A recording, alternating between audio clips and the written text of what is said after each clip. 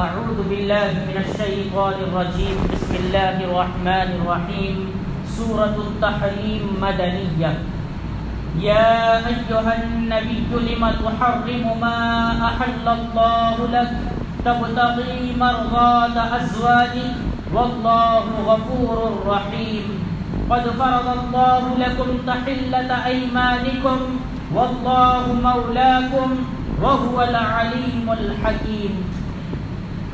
شروع کرتا ہوں اللہ رب العالمین کے نام سے جو بڑا مہربان نہایت رحم کرنے والا ہے۔ عزیز سامعین کرام، یہ آپ کے سامنے سورۃ التحریم ہے۔ اس سورت کا نام تحریم، اس سورت کی سب سے پہلی آیت، اس کے اندر ایک لفظ آیا ہوا ہے تحرم، اسی سے اس سورت کا نام تحریم رکھا گیا ہے۔ سب سے پہلے اس سورت کا شان نزول سن لیں کہ اس سورت کے شان نزول میں ابتدائی آیتوں کی شان نزول کے سلسلے میں دو واقعات احادیث سے ہمارے سامنے معلوم ہوتے ہیں۔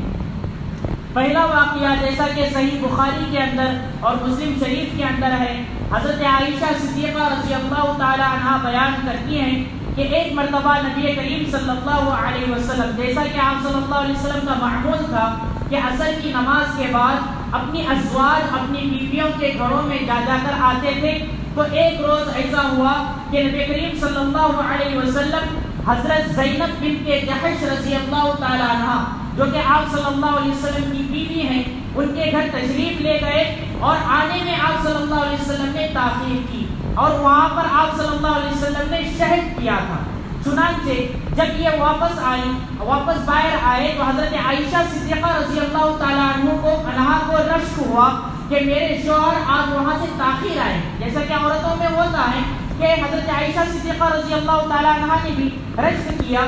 چنانچہ حضرت عائشہ حضرت حفصہ رضی اللہ تعالیٰ عنہ کے پاس گئی اور ان سے کہا کہ نبی کریم صلی اللہ علیہ وسلم تمہارے پاس یا میرے پاس آئیں تو ان سے یہ کہیں کہ اے نبی جی، آپ کے منہ سے بو آ رہی ہے۔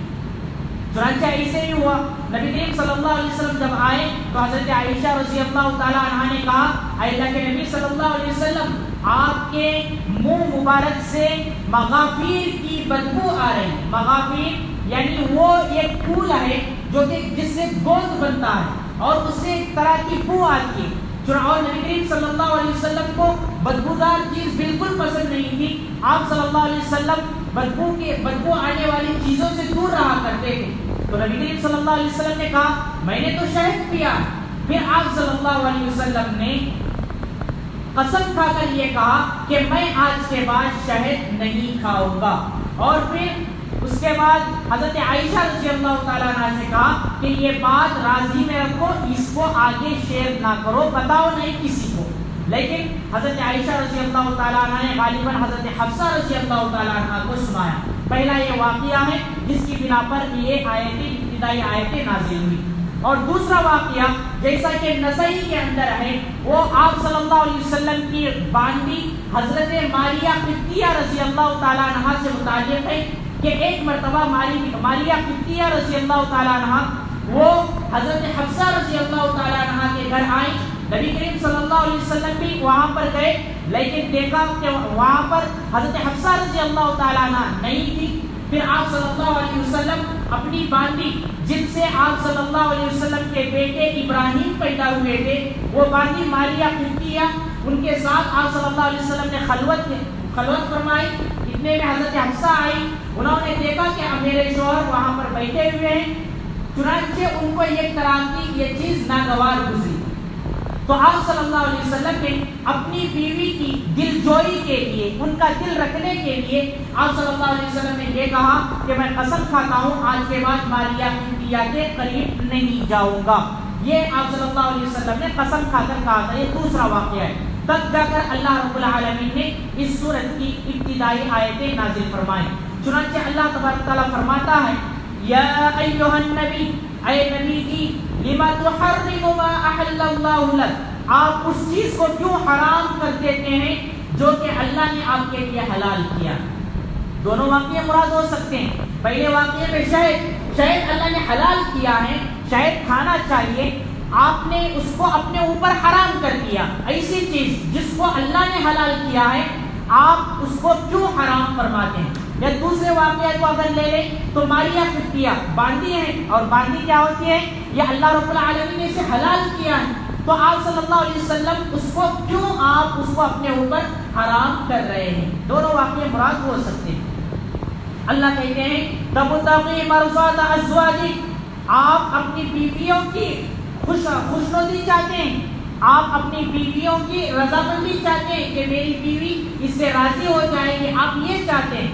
واللہ غفور رحیم، اور اللہ تعالی معاف کرنے والے اور رحم کرنے والے ہیں۔ عزیزان محترم، سب سے پہلے میں آپ کو بتا دوں یہاں پر اللہ نے پیار کا لفظ استعمال کیا، نبی کریم صلی اللہ علیہ وسلم کو ڈانٹا نہیں، جیسا کہ بعض لوگ کہتے ہیں نبی کریم صلی اللہ علیہ وسلم کو یہاں پر ڈانٹا گیا ہے، نہیں، اللہ نے یہاں پر کہا ہے یا ایھا النبی، اے نبی جی، یعنی آپ صلی اللہ علیہ وسلم کا نام لے کر نہیں کہا ہے، بلکہ نبی کہہ کر کے اللہ نے مخاطب کیا اور کہا اے نبی صلی اللہ علیہ وسلم۔ اور یہاں پر میں آپ کو بتا دوں کہ آپ صلی اللہ علیہ وسلم نے یہ جو کام کیا تھا، جو قسم کھا کر اپنے اوپر حرام کیا تھا، یہ گویا کہ آپ صلی اللہ علیہ وسلم نے کوئی گناہ نہیں کیا تھا، لیکن یہاں پر جو اللہ تعالیٰ آپ کو سمجھا رہا ہے یہ اللہ تبارک تعالیٰ شفقتاً، یعنی آپ پر مہربانی کرتے ہوئے، ورأفتاً، اور آپ پر اکرام کرتے ہوئے انتہائی پیار کے ساتھ اللہ تبارک تعالیٰ تنبیہ فرما رہا ہے۔ چنانچہ اللہ نے کہا کہ اے اللہ کے نبی، آپ اس چیز کو کیوں حرام کرتے ہیں جو کہ اللہ نے آپ کو حلال کر کے دیا ہے؟ کیا آپ اپنی بیویوں کی، اپنی ازواج کی مرضات چاہتے ہیں؟ آپ ان کی مرضی چاہتے ہیں؟ واللہ غفور رحیم، اور اللہ تعالیٰ معاف کرنے والے، رحم کرنے والے، یعنی اگر آپ کا یہ کرنا گناہ بھی ہوتا تو اللہ رب العالمین معاف کرنے والی ذات ہے، رحم کرنے والی ذات ہے۔ آگے قد فرض اللہ لکم تحلۃ ایمانکم، یقیناً اللہ تعالیٰ نے تمہاری قسموں کو کھولنے کے لیے، تمہاری قسموں کو کھولنے کا تمہارے لیے راستہ مقرر کیا ہے۔ واللہ مولاکم، اور اللہ تعالیٰ تمہارا کارساز ہے۔ وہو العلیم الحکیم، اور اللہ وہ ہے جو کہ بہتر جانتا ہے اور حکمت والا ہے۔ عزیزان محترم، سب سے پہلے میں آپ کو بتا دوں کہ حلال چیز جو کہ اللہ نے حلال کیا ہے، اس چیز کو حرام کرنے کی 3 صورتیں۔ پہلی صورت یہ ہے کہ انسان اپنے اوپر کوئی ایسی چیز جو کہ اللہ نے حلال کیا ہے عقیدتاً اسے حرام سمجھے، تو یہ گناہ عظیم ہے، بلکہ یہ کفر تک لے جاتا ہے۔ جیسا کہ اللہ نے حلال کیا ہے اور یہ سوچ رہا ہے، عقیدہ رکھ رہا ہے کہ یہ میرے لیے حرام ہے، عقیدہ رکھ کر کے کرنا، پہلی صورت یہ حرام۔ اور دوسری صورت کیا ہے؟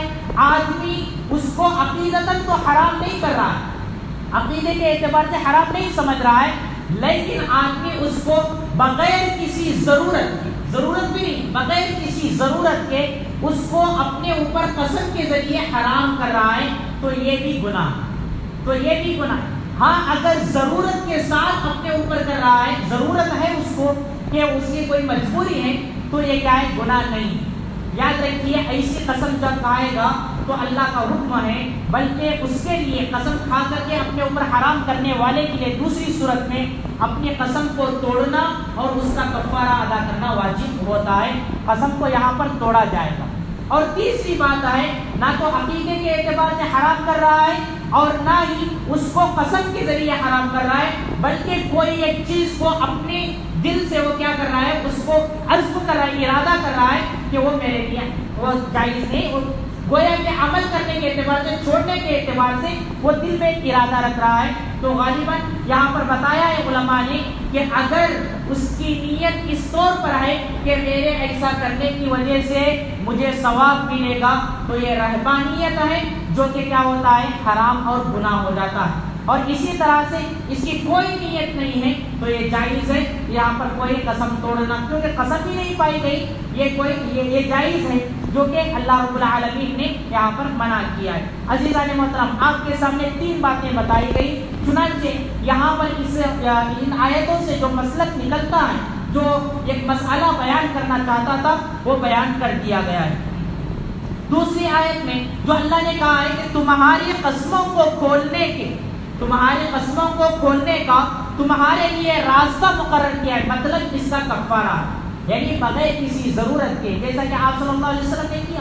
وہاں پر آپ صلی اللہ علیہ وسلم کو ضرورت نہیں تھی، آپ نے پھر بھی قسم کھا لی، چنانچہ اللہ نے کہا، اللہ نے اس کا ایک راستہ دکھایا، اب کیا کریں؟ قسم کو توڑ دیں اور اس کی بھرپائی کے لیے کفارہ ادا کریں۔ چنانچہ در منصور کی روایت ہے کہ آپ صلی اللہ علیہ وسلم نے اپنی اس قسم کو توڑ کر کے ایک غلام آزاد فرمایا تھا۔ عزیزان محترم، یہ دونوں آیتوں کے ذریعے ہم لوگوں کو قسم کے بارے میں معلوم ہوا کہ اللہ نے جس چیز کو حلال کیا ہے اسے حرام نہیں کرنا چاہیے، جبکہ آپ صلی اللہ علیہ وسلم، نبی اکرم صلی اللہ علیہ وسلم کی ذات ہے، آپ صلی اللہ علیہ وسلم کو جب اللہ نے متنبہ کیا ہے تو میں اور آپ کیا ہیں؟ کون ہوتے ہیں میں اور آپ؟ دین کے اندر تبدیلی کرنے والے، اور اسی طرح سے آیتوں کو چھوڑ کر کے کوئی اور بات پر ہم نے کیا کرنے والے؟ اس کو اختیار کرنے والے۔ چنانچہ اس کی اجازت اسلام نے نہیں دی ہے۔ اللہ سے دعا کریں کہ اللہ تعالیٰ مجھے اور آپ کو ان دونوں آیتوں کو اچھی طرح سے سمجھ کر کے اس پر عمل کرنے کی توفیق عطا فرمائے۔ بقیہ انشاءاللہ آئندہ کریں۔